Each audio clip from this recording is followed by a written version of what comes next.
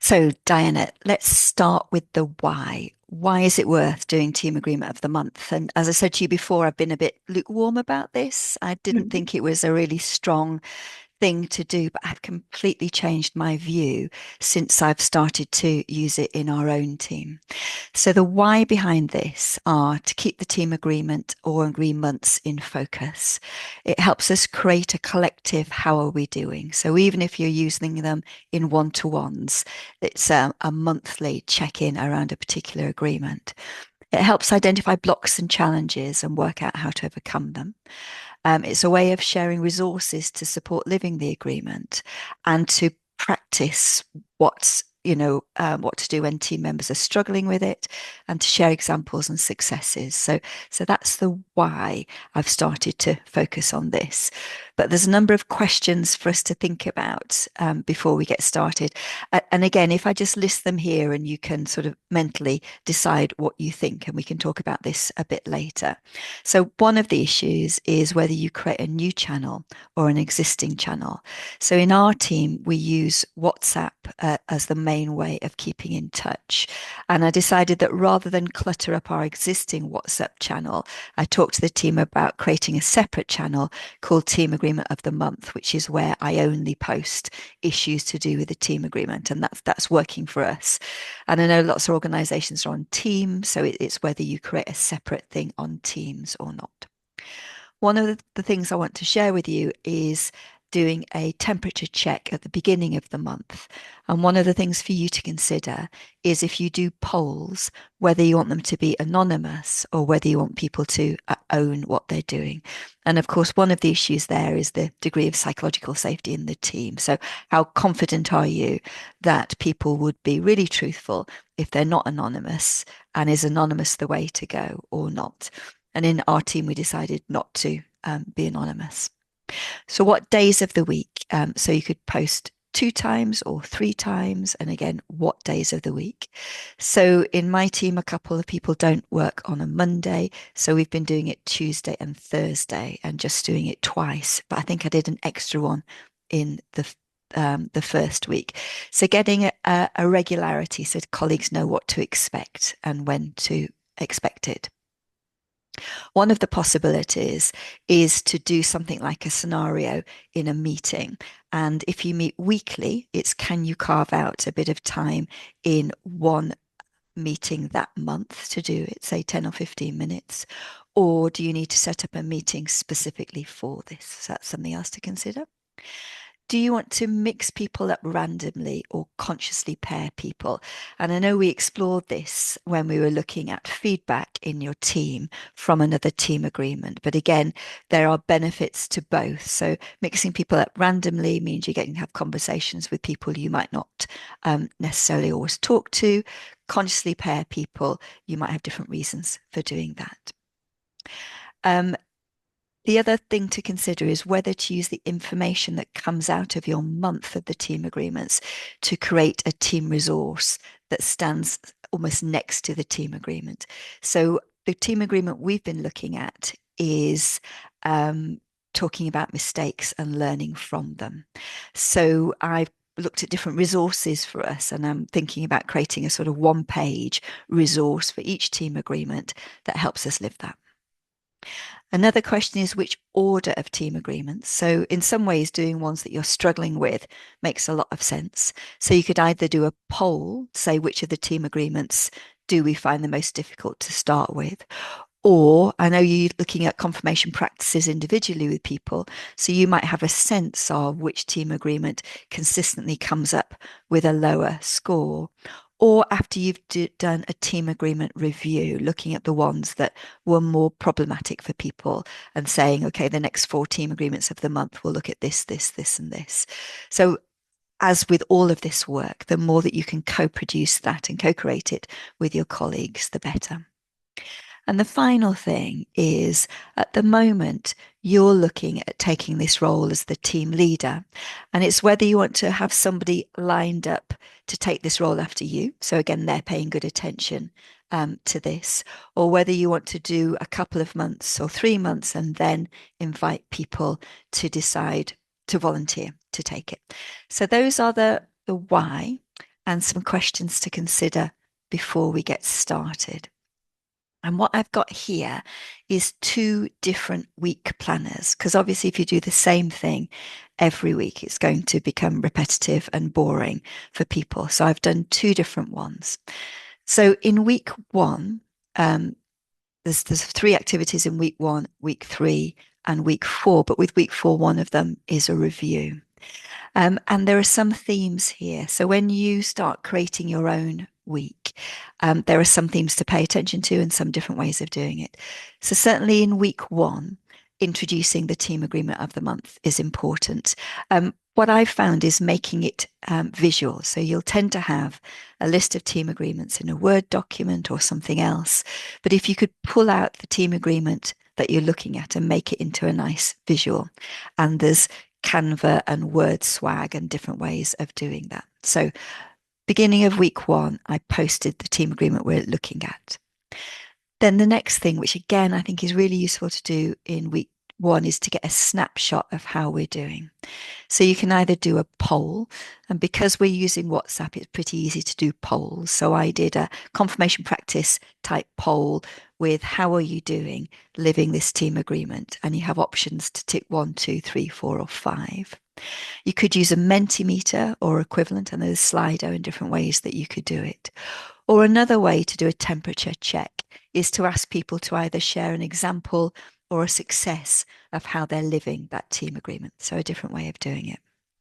And then what I decided to do in week one is to share a resource that can help. So week one is, this is it, the team agreement we're looking at, how we're doing, this might help. So I chose a relevant TED talk on what we can learn from making mistakes. And Dan, I remember when we were working with your team and talking about a book club, that you moved from a book club to doing something that was audio or visual or like a TED talk. So, as you did there, it's very much looking at the learning styles of the team. You could offer people a couple, so you could offer a podcast or a one-page article or even a chapter, but something that says this could help us get even better at living this team agreement. Then week two, particularly because I used polls in week one, because not everybody scored themselves 5, and of course you'd expect that anyway, it enabled me to ask what's getting in the way. So I asked people to reflect on the question from week one and share a comment or two about why they scored themselves that way and what was getting in the way. So obviously you'll see the link back to confirmation practices there, but just asking what's getting in the way can work. Then what you can do is set a team challenge or task related to the team agreement that could be in person, on Zoom, or asynchronously over WhatsApp or Teams. So one possibility is to connect for 15 minutes with a colleague and share an example related to the team agreement. And you might put a couple of questions in there, or in pairs come up with 3 top tips related to the team agreement and share them, or something fun, create a visual as a reminder for the team, or resources that they have found useful. So we continued the conversation about what was getting in the way in our week 2. Now, week 3, you could share a fun image or resource, and that might have come from week 2 if a team member created it. Or you might share tools that could help with the team agreement. So it could be a summary of the tools or tips that the team generated the week before, so pulling those together. So you might say, here are our top 5 tips for our team agreement. Other resources that you could Google. I actually asked ChatGPT for ChatGPT's recommendations for tools and resources around the team agreement that we were looking at, and posted those, and I've had some feedback from that. And you can ask for a success story from each person or pair to be shared with the team. And again, sometimes it's helpful to give headings like what happened, what I did, and what was the result, but in something like no more than 6 sentences. So we're heading towards the end of our first month for a team agreement. Our team meetings are on Fridays. That works well for us. So next Friday, I'll be looking at spending 15 minutes doing a Team 15 scenario around the team agreement. And then if you did go for the recording creating a resource for the team, I'll be recording the ideal responses. So I'm creating a scenario for what would you do if you noticed a colleague had mentioned a couple of things that had gone wrong over the past couple of months, but wasn't suggesting how they've learned from it or wasn't publicly sharing it. What would you do? So I'm looking at scenarios like that. It's good, I think, to do a wrap up. So that might be repeat the poll to ask how confident the team feels now in relation to implementing the team agreement, or confidence scaling on the scale of 1 to 10, or some sort of multi-choice test. Because I'm hoping that if you shared a resource right at the beginning, if you asked team members for their tips, if you shared tools and resources and pulled those together, and if you did a scenario in the team meeting, then people should be feeling more confident in how they address it. And then very finally, what worked and didn't work from the team agreement of the month activities, and what might we want to do differently next month, and share a wrap up if you've got metrics or stories. And this might be where you share the summary resource. I've already learnt this in the ChatGPT that I shared yesterday about the tools. I got feedback that the list was a bit overwhelming. So I think what I'm going to do in the future is just come up with the top 5 tools from ChatGPT rather than a really, really long list. So I've already learnt that myself, and I'm expecting it to come up when I ask people what's worked and not worked about this team agreement of the month. And then here's another one. So another way of doing the team, and I'm going to mix them up a bit. So on week 1 would be to share an image or a fun resource. Then how are you doing? So track that. So another possibility is to say, please pay attention over the next 2 weeks to track how you're doing with this team agreement, and give people a way to track it. And of course, that depends on the team agreement. So if it's giving feedback, you might say, please count how many times you gave somebody feedback in week 1 and week 2, and be prepared to share that in week 3, or how many times you asked for feedback. And then another potential for week 1 is the leader or the person who's coordinating the team agreements of the month saying how this team agreement has helped me.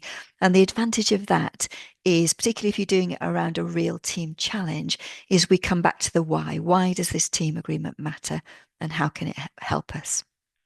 Then in week 2, another possibility is what helps or what hinders in putting this team agreement into practice. Share a resource. And another way of sharing the resource is, if you have 2 to 5 minutes, look at this. If you have 20 minutes, watch this TED Talk. If you have 30 minutes, listen to the podcast. If you want a deeper dive, here's the book. And again, you might then set up a book club or an equivalent.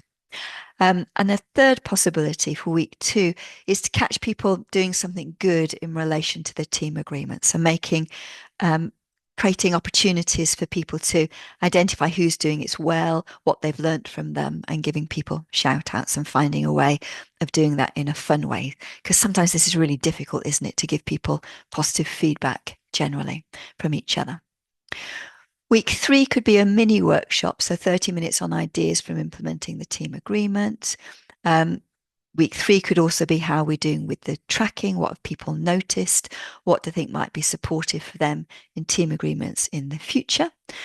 And at the end of week 3, I put it's a date. So pair people up. And we talked about randomly or thoughtfully to do a 20-minute practice session by the end of next week, and arrange a date on the Friday to give feedback. And you might want to give instructions and ask for comments or observations to be posted when it's happened.